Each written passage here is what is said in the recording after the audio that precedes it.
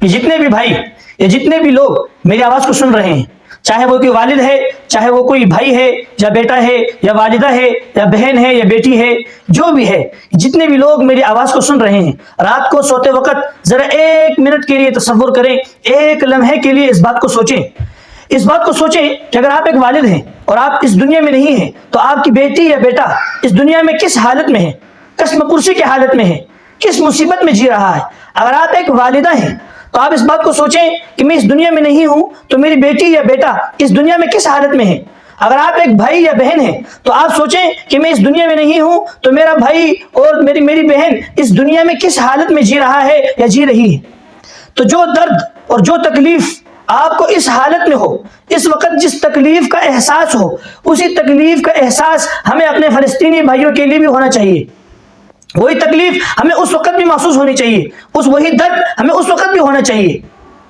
کتنے مسلمان شہید ہوئے فلسطین میں، کتنے بھائی اور بہنیں ایسی ہیں کہ جو یتیم ہو گئے، کتنی بیویاں ایسی ہیں جو بیوہ ہو گئیں، کتنے بچے ایسے ہیں جنہوں نے صبح کا سورج تو دیکھا لیکن شام کا سورج نہ دیکھ سکے، کتنے بچے ایسے ہیں جو رات کو سلامت سوئے لیکن صبح وہ بیدار نہ ہو سکے، کتنے بچے ایسے ہیں جنہوں نے رات کو تمنائیں لے کر دن میں وہ سوئے اور صبح کا سورج وہ نہیں دیکھ سکے۔ تو جو درد اور احساس ہمیں اپنے بھائیوں اور بہنوں پر ہوتا ہے، وہی درد اور احساس ہمیں ادھر بھی ہونا چاہیے۔ اسی لیے کہ قرآن میں اللہ نے فرمایا انما المؤمنون اخوہ، یہ ایمان والے، یہ مسلمان تو آپس میں بھائی بھائی ہیں۔ اور حدیث میں ہے مثل المؤمنین فی توادہم وتراحمہم وتعاطفہم، ایک لمبی حدیث ہے کہ تمام مسلمان اس دنیا میں جس کونے میں جتنے بھی مسلمان رہ رہے ہیں، چاہے وہ جو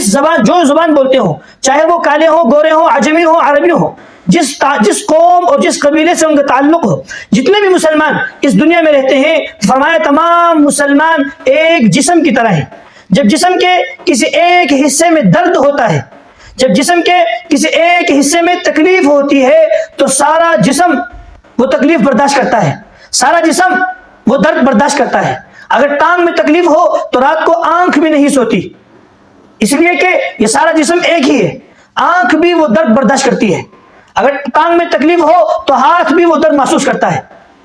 تو فرمایا تمام مسلمان ایک جسم کی مانند ہیں۔ اسی کو علامہ ظفر علی رحمۃ اللہ علیہ نے فرمایا کہ اخوت اس کو کہتے ہیں چبھے کانٹا جو کابل میں، اخوت اس کو کہتے ہیں چبھے کانٹا جو کابل میں، تو ہندوستان کا ہر پیروں جواب بےتاب ہو جائے۔ کہ اگر کابل میں، افغانستان میں رہنے والے کسی بھائی کے پاؤں میں کانٹا چبھ جائے تو اخوت اور ہمدردی کا تقاضا یہ ہے کہ ہندوستان میں رہنے والے بھائی کے دل میں تکلیف ہونی چاہیے کہ میرے مسلمان بھائی کے پاؤں میں وہاں کانٹا چبھا ہے۔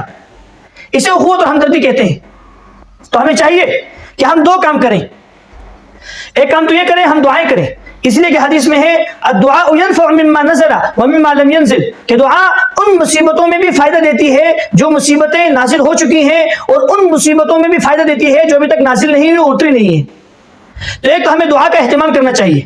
دوسرا کام ہمیں یہ کرنا چاہیے کہ ہمیں مالی لحاظ سے جتنی ہماری وسعت ہے اور جتنا ہمارے بس میں ہے ہم ان کے ساتھ تعاون کریں۔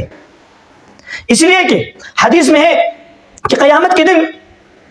جہنم والے ایک صف میں کھڑے ہوں گے اور ایک جنتی ان کے سامنے سے گزرے گا، تو وہ جہنمی کہے گا کہ آپ نے مجھے پہچانا نہیں؟ تو وہ جنتی کہے گا کہ نہیں۔ تو وہ کہے گا میں نے دنیا میں آپ کو پانی پلایا تھا۔ دوسرا جہنمی کہے گا میں نے دنیا میں آپ کو وضو کے لیے پانی دیا تھا۔ تو وہ جنتی ان دونوں کی سفارش کر کے ان کو جنت میں لے جائے گا۔ تو جب دنیا میں ایک گھونٹ پانی پلانا یا دنیا میں وضو کے لیے پانی دینا، اس سے قیامت کے دن ہماری سفارش ہو سکتی ہے اور ہماری بخشش ہو سکتی ہے اور ہم جہنم سے جنت میں جا سکتے ہیں۔ تو سوچیں اگر ہمارے 10 20 30 50 100 روپے سے، اگر ہمارے 1000 1500 روپے سے کسی کا گھر بس جائے، کسی کا اجڑا ہوا گھر آباد ہو جائے، تو کل قیامت میں ہمارے لیے یہ سرخروئی کا سامان ہے، کل قیامت میں ہمارے لیے یہ سفارش اور جنت میں جانے کا سبب ہے۔ اب ہم مدد کریں کیسے؟ تو مدد کا آسان طریقہ ہے، آپ اپنے موبائل میں جیز کیش ایپ ڈاؤن لوڈ کریں، یا ایزی پیسہ اگر آپ کا بنا ہوا ہے وہ ڈاؤن لوڈ کریں۔ ہم تو جیز کیش سے کرتے ہیں، جیز کیش ایپ ڈاؤن لوڈ کریں اور اس پہ سرچ کریں مولانا طارق جمیل فاؤنڈیشن۔ آپ کسی اور کے ذریعے بھی بھیج سکتے ہیں، یہ ایک راستہ میں آپ کو بتا رہا ہوں، مولانا طارق جمیل فاؤنڈیشن سرچ کریں اور جتنی رقم آپ نے بھیجنی ہے 10 20 30 50 100 جتنی آپ نے بھیجنی ہے اتنی رقم اس میں داخل کریں اور اپنا کوڈ دے دیں، آپ کی رقم انشاءاللہ فلسطین کے مستحق بھائیوں تک پہنچ جائے گی۔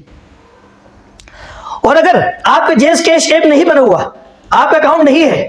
تو آپ کسی دوسرے بھائی کے پاس جا کر جن کا اکاؤنٹ بنا ہے ان کو 150 روپے دیں اور کہیں کہ یہ میری طرف سے یہ رقم فلسطینی بھائیوں کو بھیج دیں۔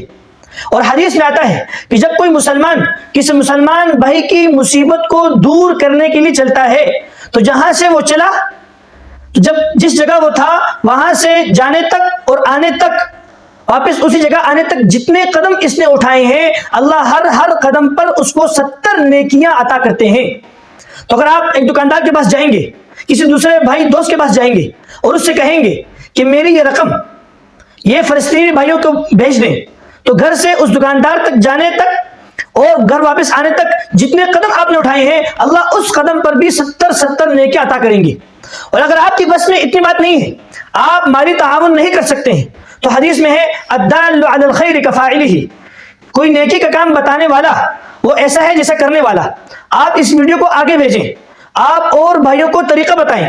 تو اگر آپ نے مجھے طریقہ بتایا، کسی اور دوست کو طریقہ بتایا، اور آپ کے کہنے پر میں نے 10-15 روپے فلسطینی بھائیوں کے لیے بھیج دیے، تو 10-15 روپے کا ثواب جتنا مجھے ملے گا اتنا آپ کو بھی ملے گا۔ اس لیے کہ حدیث میں ہے الدال علی الخیر کفاعلہ، نیکی کا کام بتلانے والا، نیکی کے کام پر رہنمائی کرنے والا وہ ایسا ہے جیسا کہ اس آدمی نے وہ کام خود کیا ہو۔